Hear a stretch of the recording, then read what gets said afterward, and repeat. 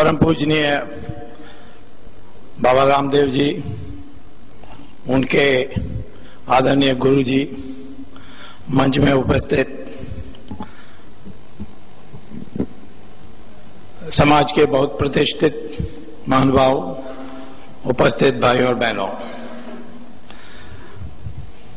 मुझे स्वामी जी ने आदेश दिया कि एक दिन तो उपस्थित रहना है।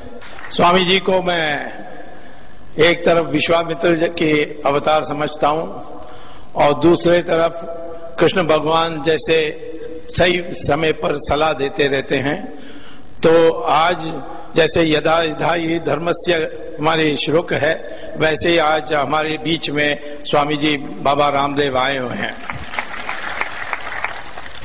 मैं आपको याद दिलाना चाहता हूं कि इस हिंदुस्तान सबसे प्राचीन संस्कृति है। 500 साल के पहले ही जो भी विदेश से आते थे उस समय या उसके पहले भारत के बारे ये कहते थे कि सबसे विकसित देश है। आज भी जो आंकड़े प्राप्त हैं उसके अनुसार हमारे देश दुनिया के 25% की जो संपत्ति पैदा होती थी उससे ज्यादा हमारे देश में पैदा होती थी। और एक बात सब कहते थे, जो चाइना से आए, जो वास्को ड गामा आए, पोर्चुगल से, दुनिया भर से लोग आते थे यहाँ, उन्होंने ये कहा कि ये सबसे यहाँ के लोग बड़े ईमानदार लोग हैं और यहाँ वो घर को ताला लगा के नहीं बाहर जाते। ये ईमानदारी की हमारी पहचान दुनिया भर में आप जो भी अपने देश में आए हुए लोगों की पुस्तकों को पढ़ोगे तो यही आती है। आज हमारे देश सबसे बेईमान देश मानी जाती है और स्वामी जी का अब संघर्ष इसी बात पर है कि इस देश को दोबारा दुनिया के सबसे ईमानदार देश बनाना है। बाबा रामदेव ने बहुत कुछ दिखाया है दुनिया में। एक चीज मुझे अमेरिकन भी कहते हैं कि उन्होंने एक दिन कहा था क्या कोका कोला टॉयलेट के साफ करने के लिए उसको उपयोग, टॉयलेट क्लीनर। हाँ, तो वो ऐसी बातें कही हैं जिनको किसी को हिम्मत नहीं है कहने के लिए। आज उनको निशाना बनाया गया है और मुझे मेरा नाम उनसे जोड़ेंगे तो मेरा गर्व होता है। लेकिन हाँ, वो असली स्वामी है, मैं नकली स्वामी हूँ, इतना ही फर्क है, ज्यादा फर्क नहीं है। लेकिन हमें ये देखना चाहिए कि ये कहां से आ रहा है। हमारे समाज आज निशाने पर है। आतंकवादियों हमारे समाज को के ऊपर उसको निशाना बनाया है। बाहर से आते हैं, अंदर से भी अब पैदा होने लगे हैं और हमारी समाज को निशाना बनाया है। स्वामी जी ने आज भ्रष्टाचार के लिए युद्ध का, लोकतंत्र युद्ध का उन्होंने ऐलान किया है। भ्रष्टाचार तो बहुआयाम बीमारी है हमारे देश में।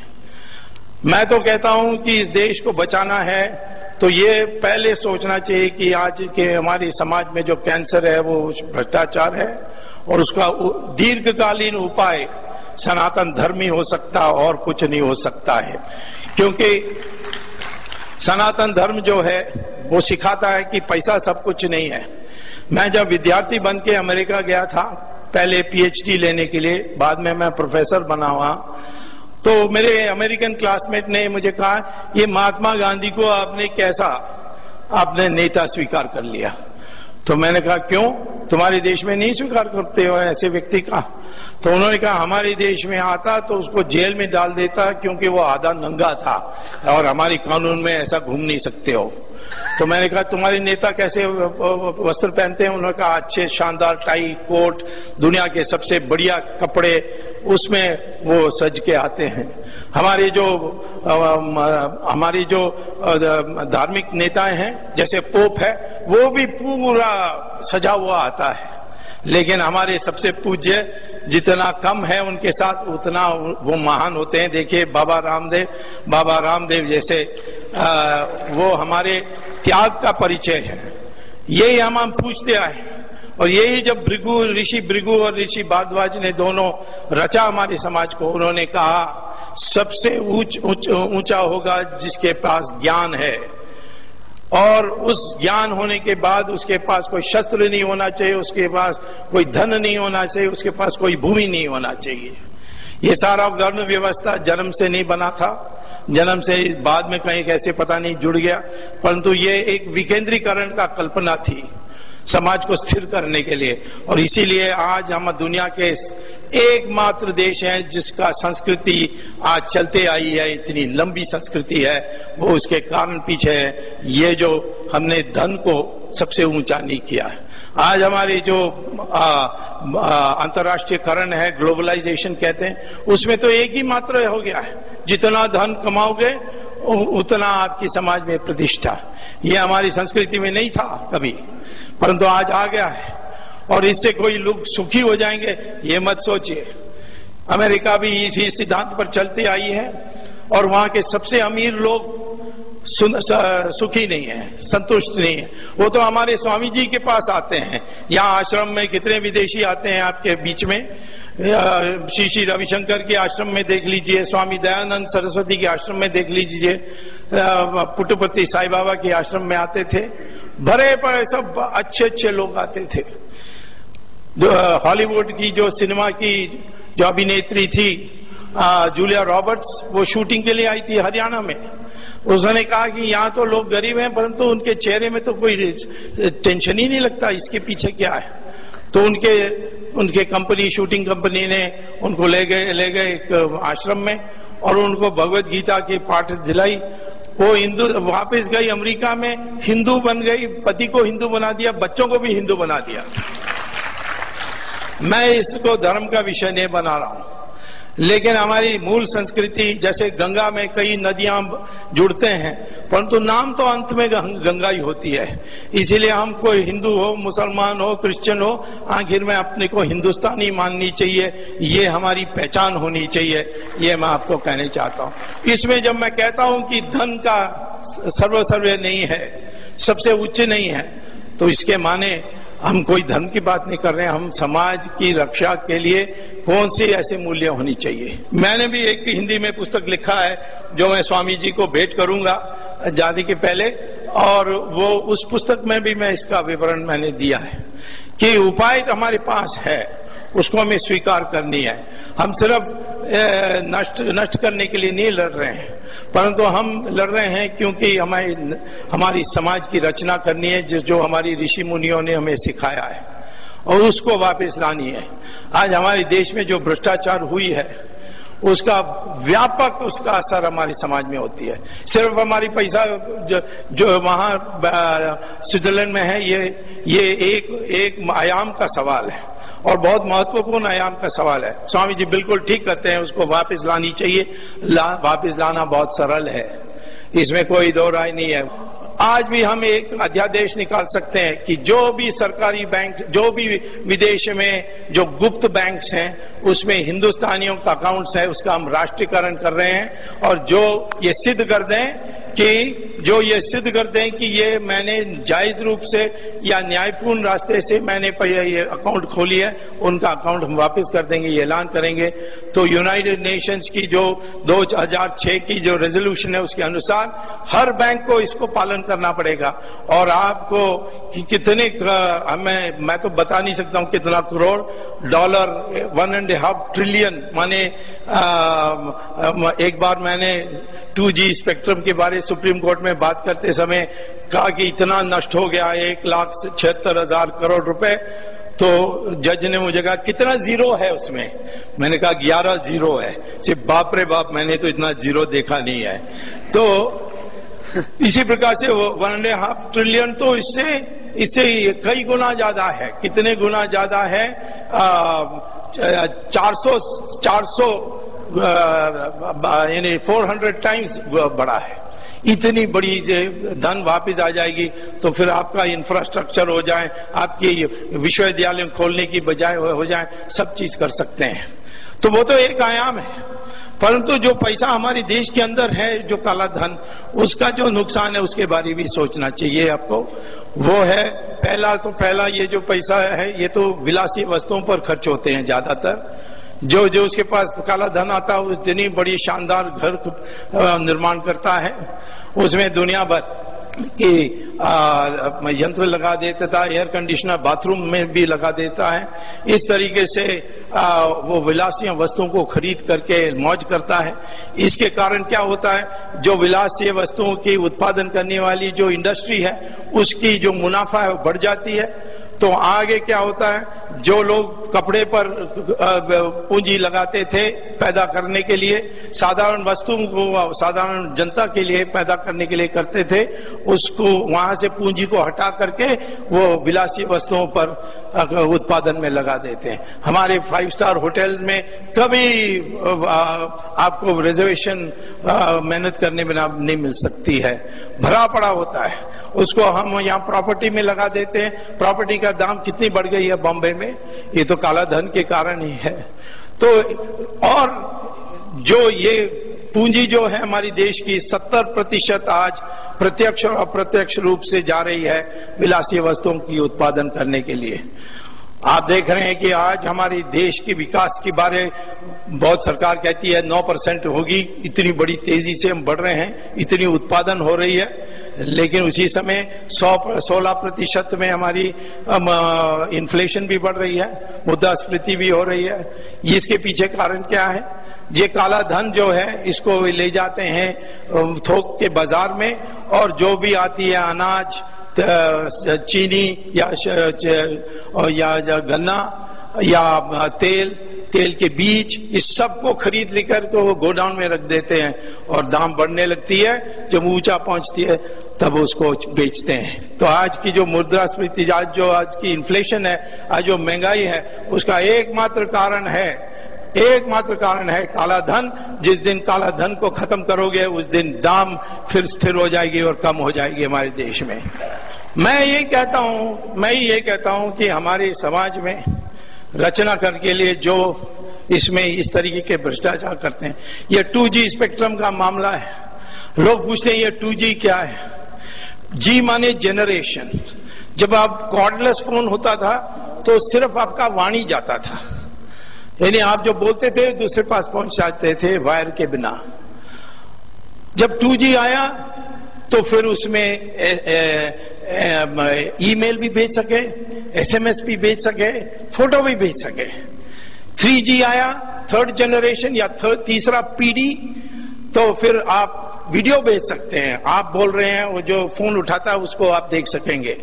ये है। और वो जो जाती है वाणी की जो एयरवेव, वो कॉर्डलेस में तो लंबा जाता है, फिर 2G में थोड़ा ऐसा होकर जाता है, ज्यादा फ्रीक्वेंसी होती है।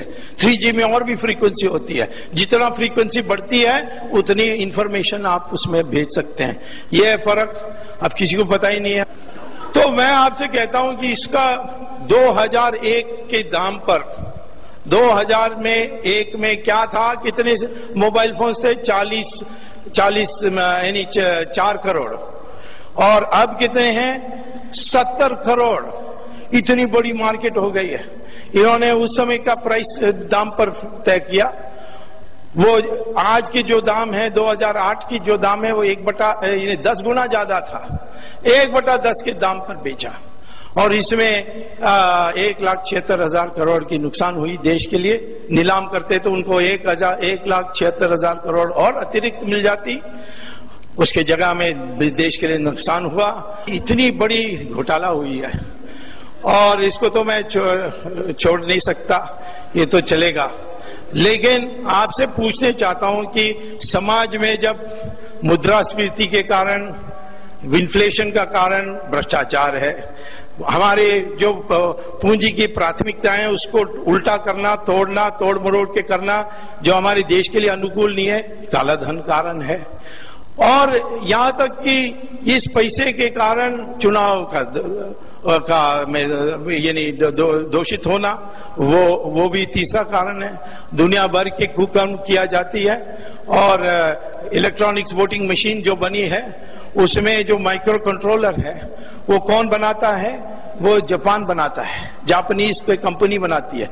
तो मैंने उस जापानीज कंपनी को कांटेक्ट किया कि जो आप माइक्रो कंट्रोलर हमारे ईवीएम में लगाते हैं, क्या आप अपने जापान के कंपनी में भी, जापान के ईवीएम में भी लगाते हैं? तो उसने कहा हम कोई पागल हैं, हम तो ईवीएम नहीं उपयोग करते हैं, हम तो बैलेट पेपर में चलते हैं। आपको आश्चर्य को, जापान बैलेट पेपर में है, अमेरिका बैलेट पेपर में है, इंग्लैंड बैलेट पेपर में है, अब जर्मनी सुप्रीम कोर्ट के आदेश के बाद वो भी बैलेट पेपर है। सिर्फ हमारे देश में ये इलेक्ट्रॉनिक मशीन की उपयोग की जा रही है। तब भी जब मैंने कोर्ट में केस डाली तो हाई कोर्ट ने पूछा मुझसे, कोई ऐसा आप सुझाव दे सकते हैं कि मशीन का भी उपयोग हो और धांधली भी ना हो? तो मैंने उनको कहा कि जैसे एटीएम मशीन में आप पैसा लेते हैं तो रिसीट आती है, वैसे वोट के लिए बटन दबाने के बाद एक रिसीट आनी चाहिए जिसमें लिखा होना चाहिए किसको आपने दिया, किसको आपने बटन दबाया।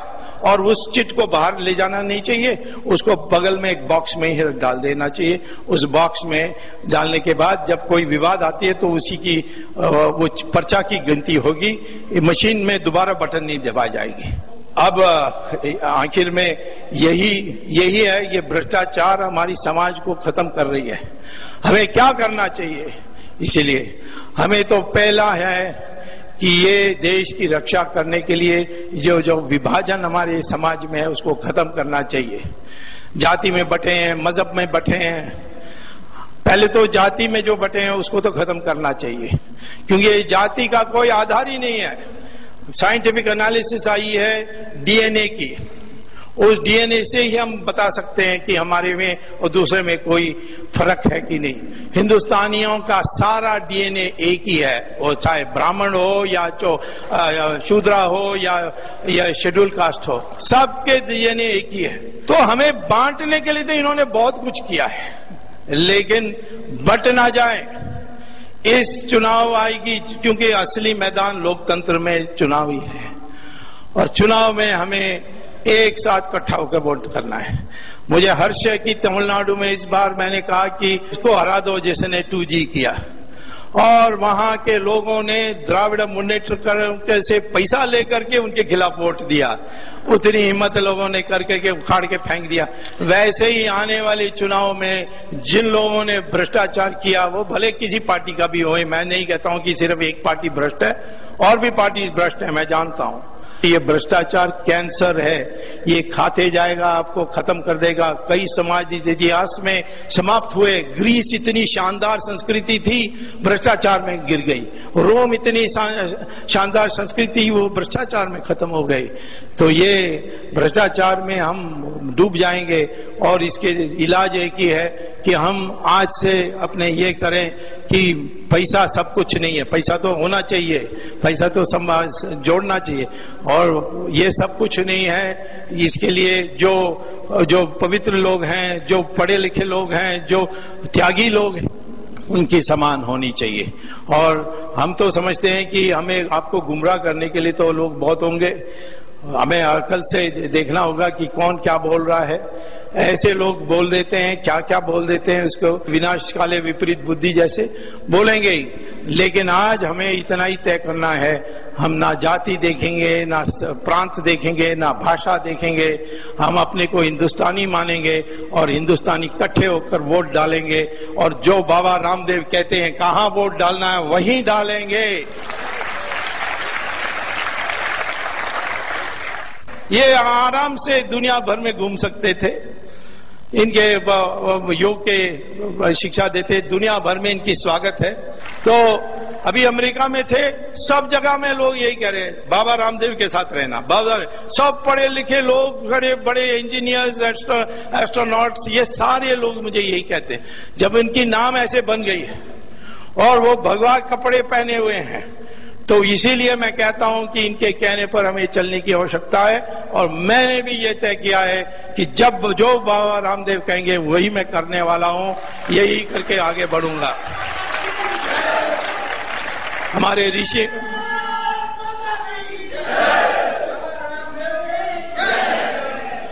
हमारे ऋषि मुनियों ने कहा कि ये 2012 से शुरू होगी देश की असली आत्मा की तड़पना। तो उसके लिए, उस संघर्ष के लिए हमें तैयार होनी चाहिए। आज जो आप लोग ये शिविर कर रहे हैं, इससे आगे भी आप, मैं जानता हूं जहां भी बाबा राम जी जाते हैं वहां भीड़ इकट्ठा होती है। इसलिए तो रामलीला में डर गए कि पहले दिन ही लाखों से लोग आ गए, तो अब करोड़ आ जाएंगे तो क्या होगा। मैं समझता हूं कि जो भी दो घटनाएं आते हैं वो सब अपने पक्ष में जाने वाली है, सिर्फ अपने को एक करना है, यही मैं कहने के लिए आया हूं। धन्यवाद, नमस्कार।